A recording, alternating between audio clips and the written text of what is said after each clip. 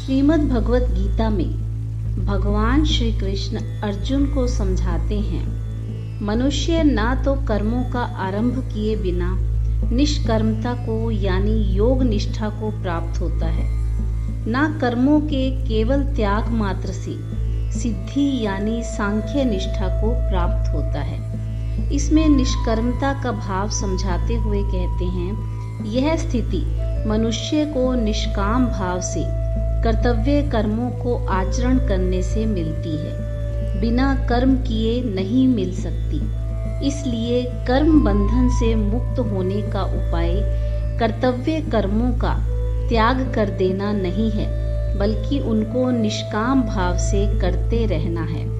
यही भाव समझाने के लिए कहा गया है कि मनुष्य कर्मों का आरंभ किए बिना निष्कर्मता को प्राप्त नहीं कर सकता। इस बात का यह अर्थ भी लिया जा सकता है कि यदि मैं कर्म ना करूं तो भी मैं अपने आप ही बंधन से मुक्त हो जाऊंगा, परंतु यह अर्थ कदापि नहीं है। इसी भ्रम की निवृत्ति के लिए कर्म योग का प्रकरण आरंभ करते हुए भगवान ने अर्जुन से कहा, तेरी कर्म ना करने में आसक्ति नहीं होनी चाहिए। भगवान समझाते हैं कि ज्ञान योग की सिद्धि एक बहुत ही परिपक्व अवस्था है, जिसे ज्ञान निष्ठा भी कहा जाता है, जिसका फल तत्व ज्ञान की प्राप्ति है। इस स्थिति में पहुंचकर साधक ब्रह्म भाव को प्राप्त कर लेता है। उसकी दृष्टि में आत्मा तथा परमात्मा में किंचित मात्र भेद नहीं रहता, वह स्वयं ब्रह्म रूप हो जाता है। इस स्थिति को सिद्धि कहते हैं।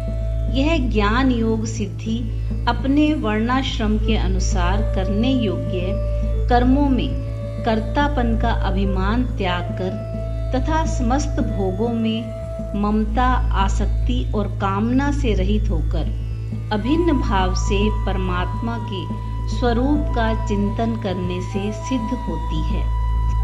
कर्मों का स्वरूप से त्याग करने मात्र से नहीं मिलती। इसमें साधक मन, बुद्धि और शरीर द्वारा होने वाली किसी भी क्रिया का अपने को कर्ता न समझकर दृष्टा अर्थात साक्षी रहने से ज्ञान योग सिद्धि को प्राप्त करता है। ज्ञान योग सिद्धि के नियम: कर्तापन का त्याग, सच्चिदानंद घन ब्रह्म में अभेद भाव से स्थित होना, भीतरी त्याग आवश्यक, कर्मों का स्वरूप से त्याग कदापि नहीं।